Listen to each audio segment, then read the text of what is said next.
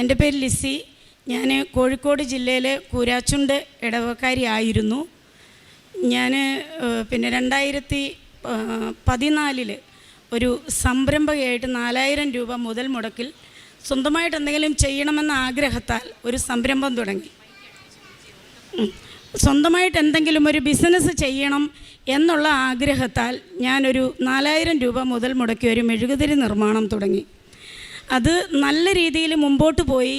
ആ സംരംഭം വളർന്ന് ഓൾ പേപ്പർ പ്രോഡക്റ്റ് മാനുഫാക്ചറിങ് യൂണിറ്റായി 10ഓളം വന്നും പോയും നിൽക്കുന്നതും സ്ഥിരമായിട്ടുള്ളവരുമായ 3-4 വർഷം കൊണ്ട് 10ഓളം സ്റ്റാഫിന് ശമ്പളം കൊടുക്കുന്ന നല്ലൊരു സംരംഭകയായിട്ട് മാറി. ഞാൻ മനോരമ പത്രങ്ങളിലും മാതൃഭൂമി, ദീപിക, ഈ പത്രങ്ങളിലെല്ലാം, ഫോക്കസ് മനോരമയിലും നല്ല സംരംഭകയ്ക്കുള്ള പേജുകളിലെല്ലാം ഞാൻ ഇടം പിടിച്ചു.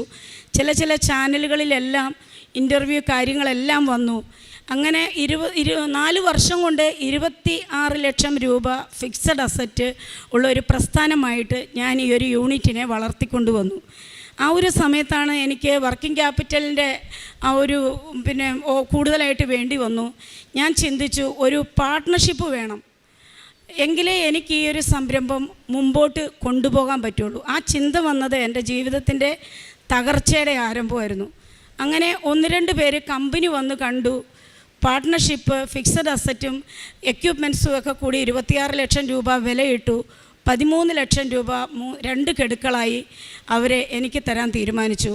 ആദ്യത്തെ ടൈമിൽ 13 ലക്ഷം രൂപ തന്നു. 13 ലക്ഷം രൂപ തന്നില്ല, 6 ലക്ഷം രൂപ തന്നു. രണ്ടാമത് അതിൻ്റെ ബാലൻസ് എമൗണ്ട് തന്നപ്പോൾ ഞാൻ ആ പ്രോഡക്റ്റുമായിട്ട് 2 ആഴ്ച കൂടുമ്പം ശിവകാശിയിൽ നിന്നാണ് പർച്ചേസ് ചെയ്യുന്നത്. ഞാൻ ഒറ്റയ്ക്കാണ് പോകുന്നത്. അവിടെ പോയി 10 ടണ്ണ് വീതം പേപ്പർ, വാഴയില, പേപ്പർ പ്ലേറ്റ്, ഗ്ലാസ്, എല്ലാ ഐറ്റംസിൻ്റെ റോ മെറ്റീരിയൽസ് 10 ടണ്ണിൻ്റെ ഒരു വണ്ടിക്ക് കയറ്റിവിടും. ഈ യാത്രയിൽ എൻ്റെ കയ്യിൽ നിന്നും പണനഷ്ടമുണ്ടായി. അങ്ങനെ യാത്രയിൽ ഈ പണം നഷ്ടപ്പെട്ടു. എന്ത് ചെയ്യണമെന്നറിയാതെ ഞാൻ നിന്നു.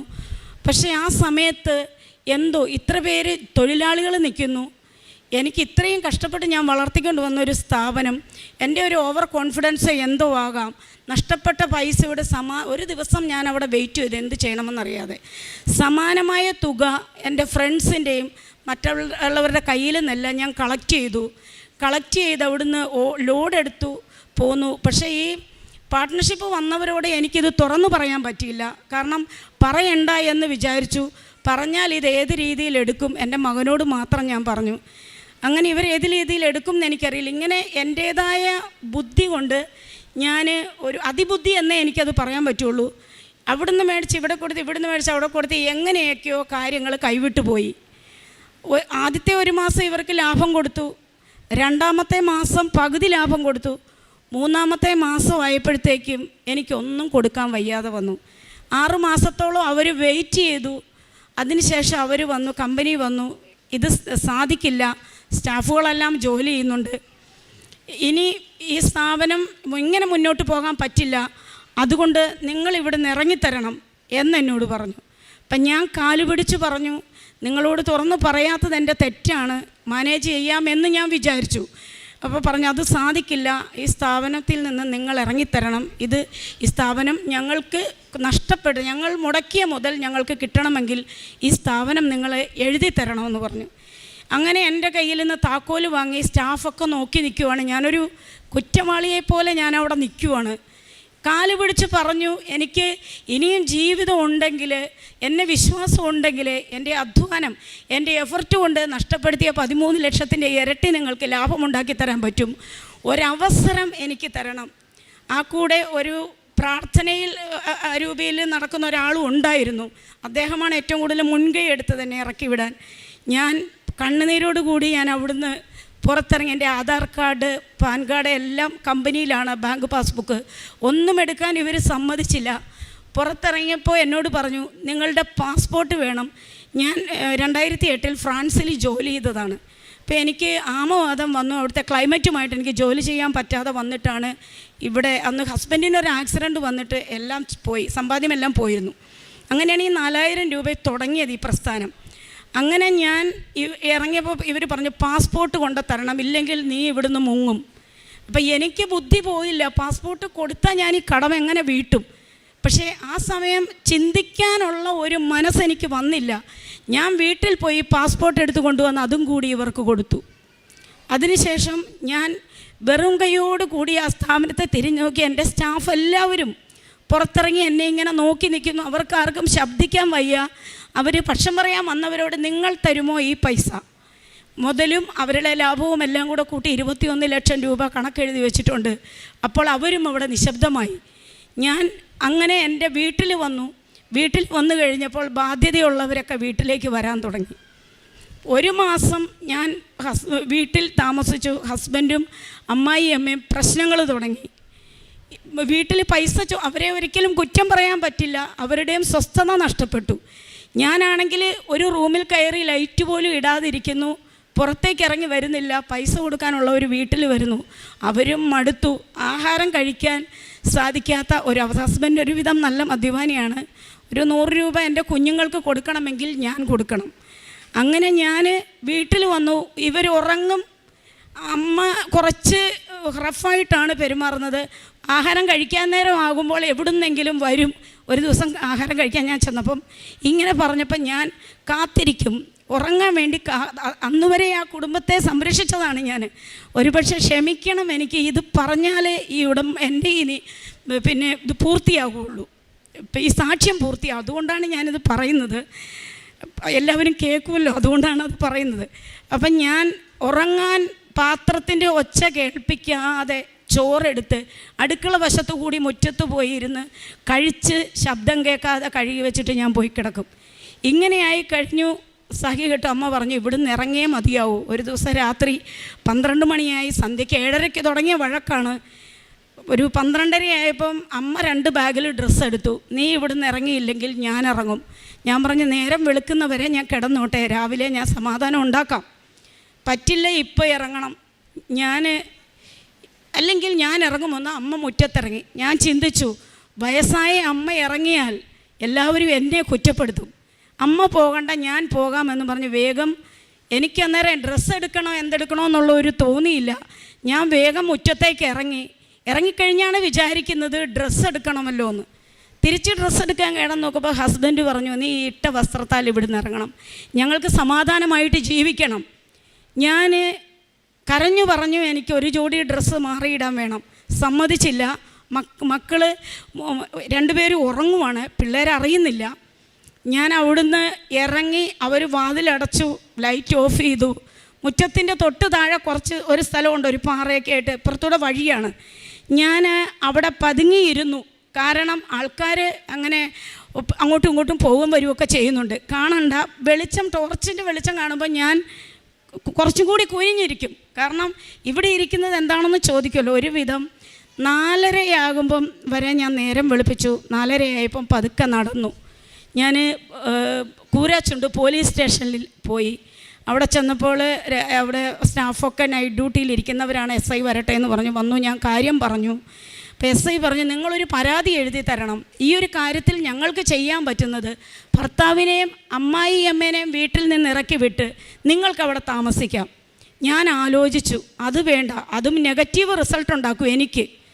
ഞാൻ പറഞ്ഞു വേണ്ട സാറേ, ഞാൻ എൻ്റെ കാര്യത്തിലൊരു തീരുമാനമാക്കിക്കോളാം. അമ്മ ഇത്രയും പ്രായമായതാണ്. ഞാനപ്പോൾ എൻ്റെ കയ്യിൽ ഒന്നുമില്ല. ഞാൻ അവർക്ക് 100 രൂപ വീതം വനിതാ SIയുടെ കയ്യിൽ നിന്നും എല്ലാവരുടെ കയ്യിൽ നിന്ന് അവർ കളക്ട് ചെയ്ത് 1000 രൂപ എൻ്റെ കയ്യിൽ തന്നു.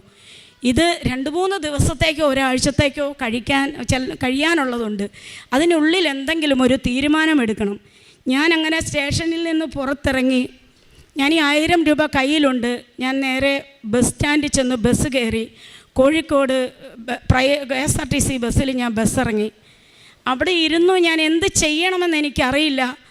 പരിചയമുള്ളവരെന്നെ കാണും, അത് കാണാനും പാടില്ല. ഞാൻ വേഗം അവിടെ ഒരു ചർച്ച് ഏതാ ഉള്ളൂ എന്ന് അവരോട് അന്വേഷിച്ചു. അപ്പോൾ അമലാപുരി ചർച്ച്, ഞാൻ അവിടെ ചെന്നു. അവിടെ ചെന്നപ്പോൾ നിത്യാരാധന ചാപ്പലിൽ കയറിയിരുന്നു.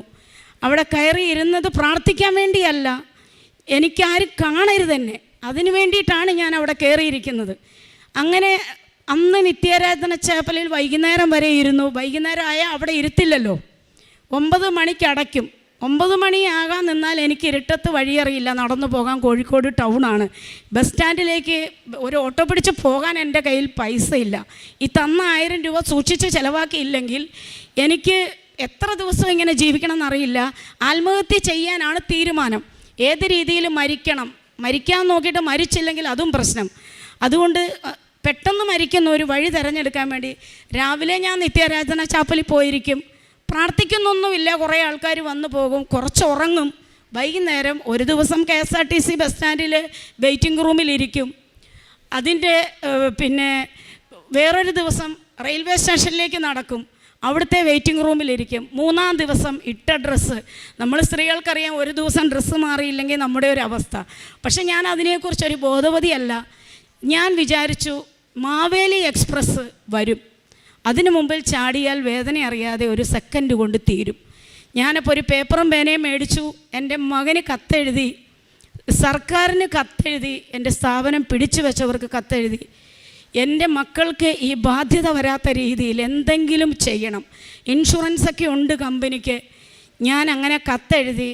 ഞാൻ വൈകുന്നേരം മാവേലി എക്സ്പ്രസ് വരുമ്പം ചാടാൻ കണക്കാക്കി നിൽക്കും. ആലപ്പുഴ റൂട്ടിന് പോകുന്ന ട്രെയിനാണ്. ഞാൻ ഇരുട്ടത്ത് മാറി ഒരു ബെഞ്ചിലിരുന്നു. കണ്ണുനീരോട് കൂടി എൻ്റെ മക്കളെ മനസ്സിൽ വിചാരിക്കുന്ന, എനിക്ക് കരയുന്നില്ല, ശരിക്കും ചിരിച്ചുകൊണ്ടാണ് ഞാൻ ഈ സാക്ഷ്യം പറയുന്നതാണ്. ഇന്നിവിടെ ഞാൻ നിൽക്കാൻ അനുഭവം ഉണ്ടായത് എല്ലാം നഷ്ടപ്പെട്ടതുകൊണ്ടാണ്. ഞാൻ അങ്ങനെ അവിടെ ഇരുന്നു. ഒരു 7:45, 7:30 ആയപ്പോൾ ഒരു ചേച്ചി വന്നു. അന്ന് കൃപാസനം എന്ന് പറയുന്നത് അത്ര പ്രശസ്തിയില്ല. ഈ ഒരു ചേച്ചി വന്ന് ഒരു പത്രവും കൊണ്ട് വന്നു.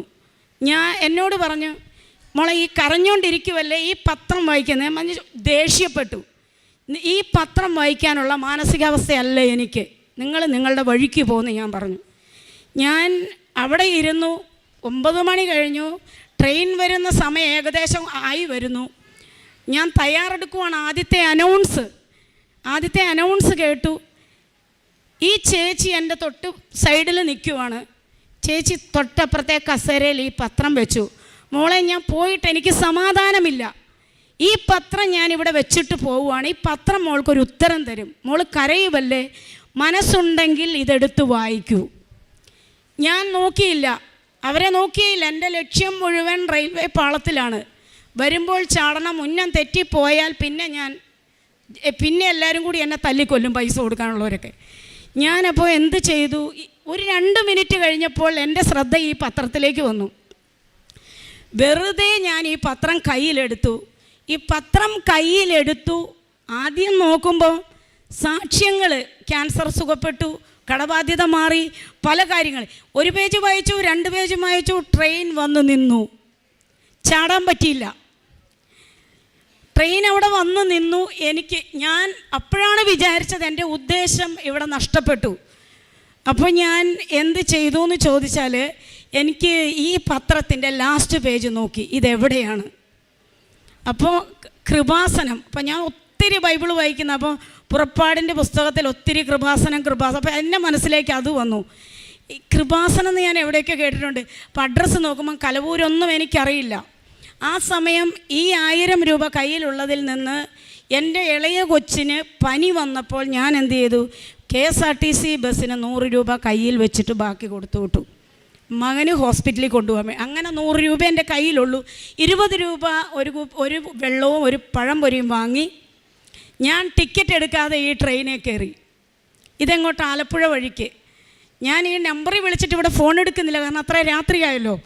ഞാൻ ആലപ്പുഴ ഇറങ്ങി റെയിൽവേ സ്റ്റേഷനിൽ ഞാനവിടെ ഇരുന്നു. രാവിലെ ആയപ്പം ഫോൺ എടുക്കുന്നില്ല. 8:30 മണി കഴിഞ്ഞപ്പോൾ ഫോൺ എടുത്തു. ഞാൻ അവിടെ നിന്ന് അഡ്രസ്സൊക്കെ പറഞ്ഞു തന്നു, എവിടെ ഇറങ്ങണമെന്ന് പറഞ്ഞു തന്നു. കയ്യിൽ 80 രൂപയേ ഉള്ളൂ. ഞാൻ ഇവിടെ വന്നിറങ്ങുമ്പോൾ ഒരു ബ്രദർ ഫ്രണ്ടിൽ ഇരിപ്പുണ്ട്, ഒരു ചെയർ. അന്നൊരു ചെയറിട്ട് കുറച്ച് ഉടമ്പടി പത്രിക പച്ച വെച്ചിട്ട് അവിടെ ഇരിപ്പുണ്ട്.